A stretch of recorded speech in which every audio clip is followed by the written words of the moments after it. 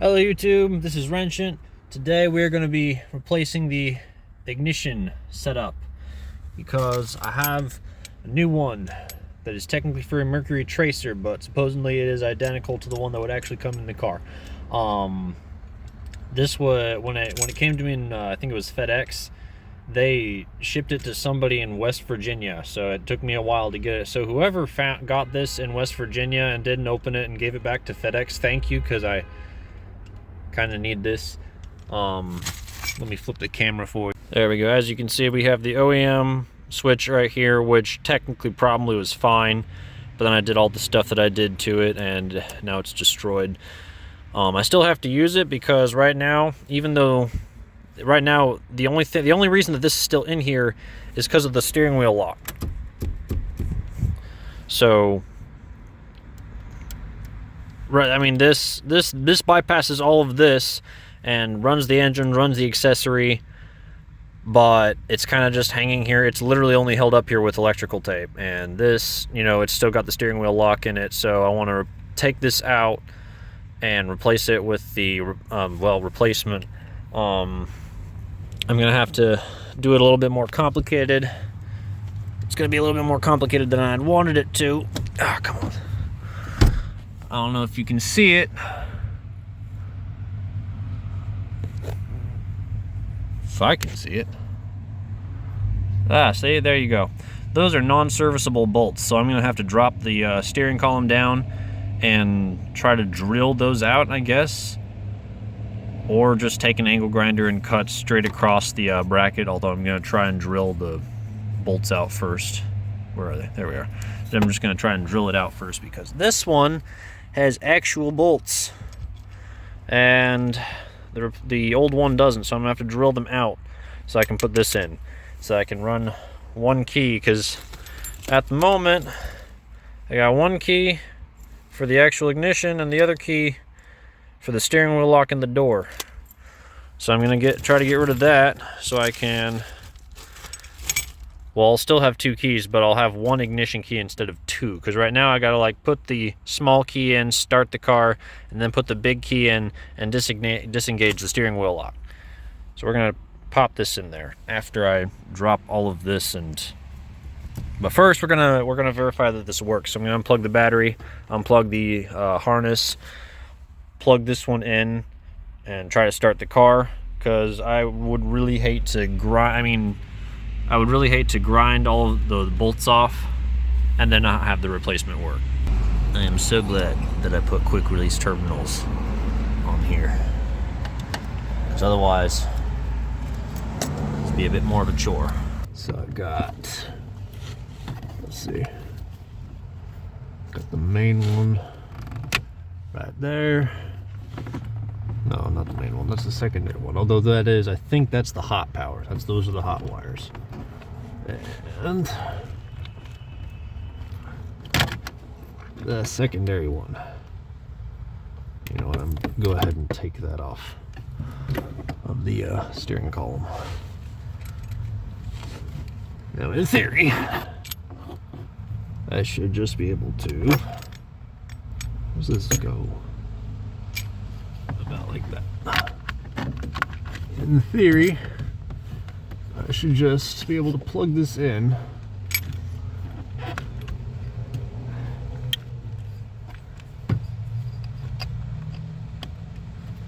This is why I did that with the universal switch. Did I mention how much I love Did I mention how much I love quick release battery terminals?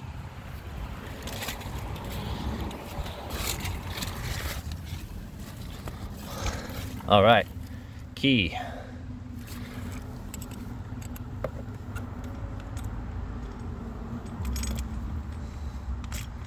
Ignition. Ha ha ha ha.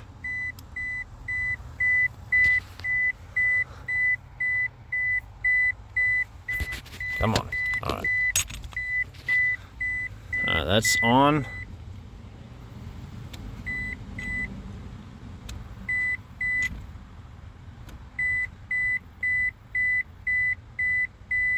What?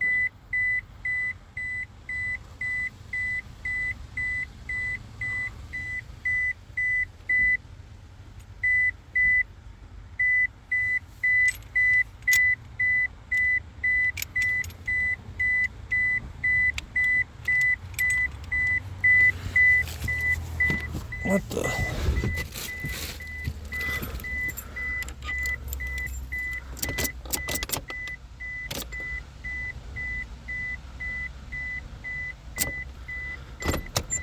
Okay, so when it's back, it doesn't start.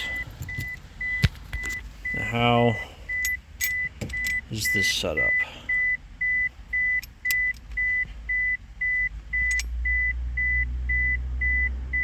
Okay, so in theory that should work.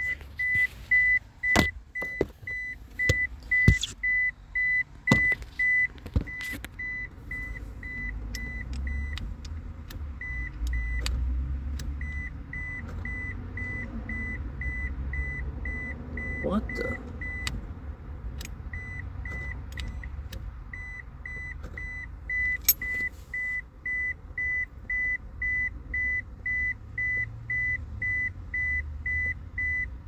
That is weird.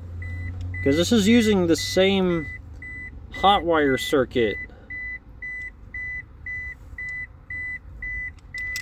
Like, what does it not have?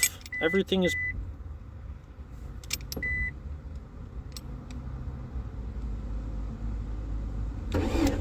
Oh, what the?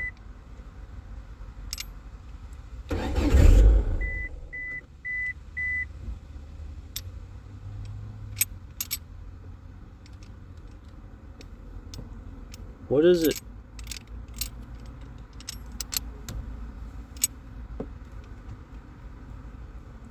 What? Okay, I think we have a... Alright, there we go.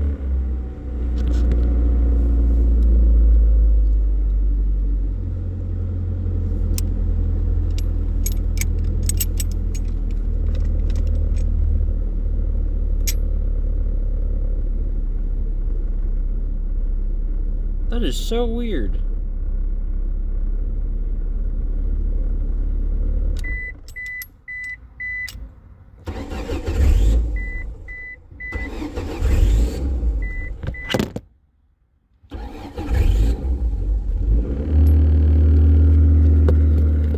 Okay, so if I'm understanding this correctly, gotta love those vibrations. I really wish I'd set up a stand of some kind.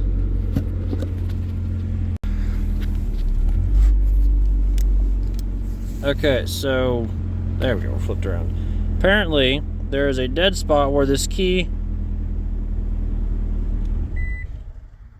Yeah, there is something wrong with like the contacts in this key.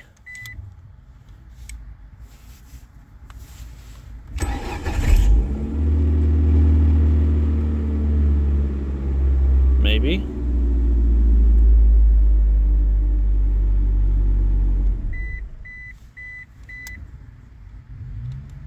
This is a very loose key.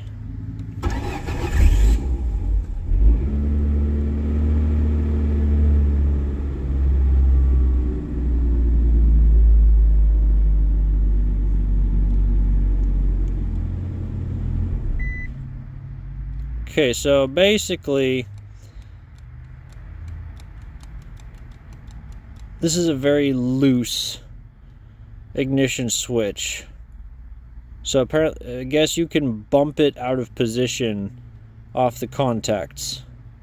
I feel like it should not do that. But I don't have a way of really fixing that.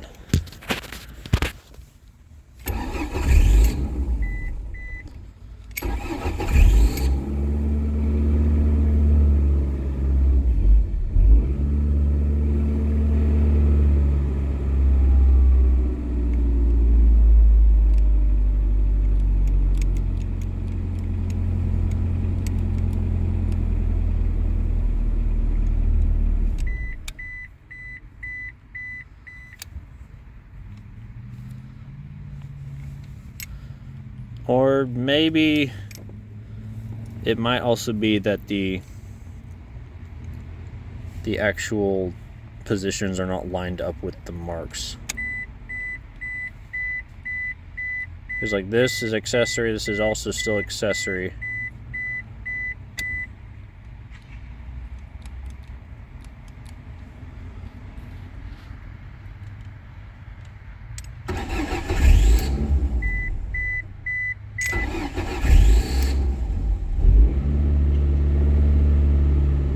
That's weird. I basically have to turn it on and then turn it back to the on position. It won't like turn itself.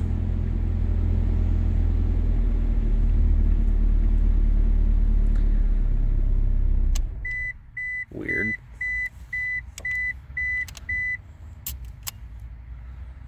That's kind of weird. Now I'm debating whether or not I should put it on.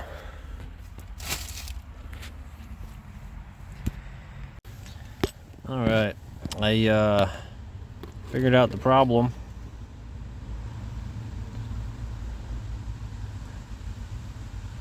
That's I don't think it's supposed to be like that. Watch this. If I move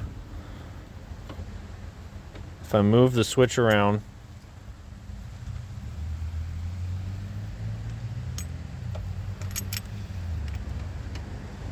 there, see?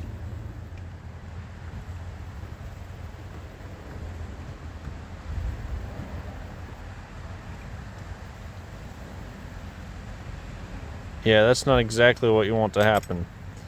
So it looks like I'll have to ride with the universal switch for a little bit while longer, because that is not okay. Okay, well, if I can't replace the starter, the ignition switch, then I need to find a way to hang this so it'll stay there so I don't have to duct tape it. And I've got an idea, because this is meant to where like you would use it on an older car or something with like a simple dashboard. You got two pieces here, a little, you know, trim piece, and these two nuts, you basically would stick it through the firewall, then thread this outer nut on, and you can either tighten this one down on it, or you could use this to set your depth, you know, how far it pokes through the wall, and then you tighten this one down to lock it in place. And I'm kind of cooking up something to utilize that. And this screw right here that would normally be used to hold the trim on over there. So yeah, I'm gonna try and hang it about right here so it's not just, you know, up here with some electrical tape.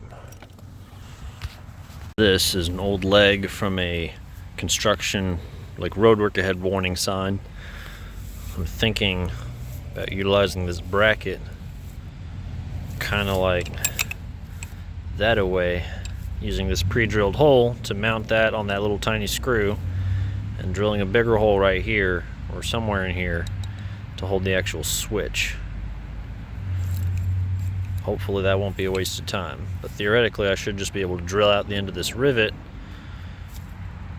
and then maybe use an angle grinder to cut this off, or maybe I won't even have to. But we're gonna try and use this first. You know, use what you have.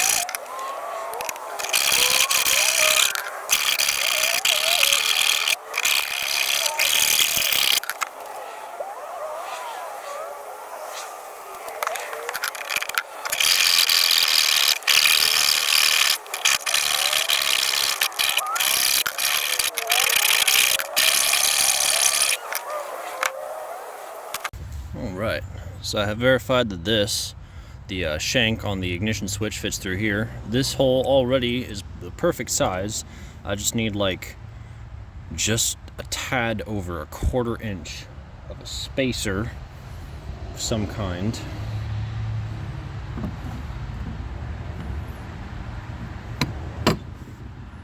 I might be able to get away with using washers. I don't know. I just don't know if I have enough washers of that size.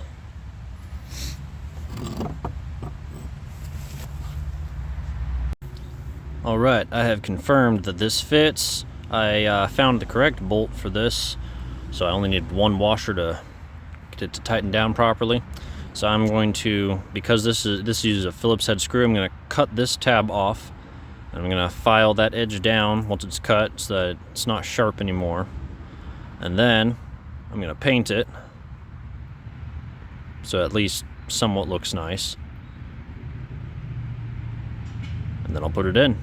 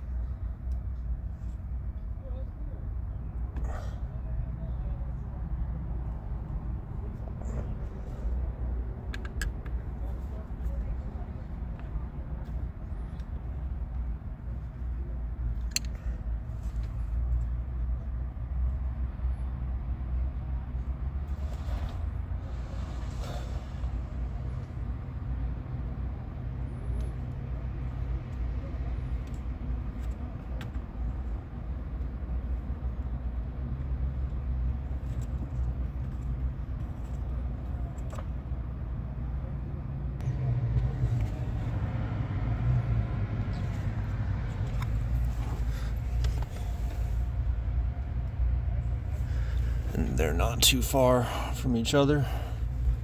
So my keys will work something like that.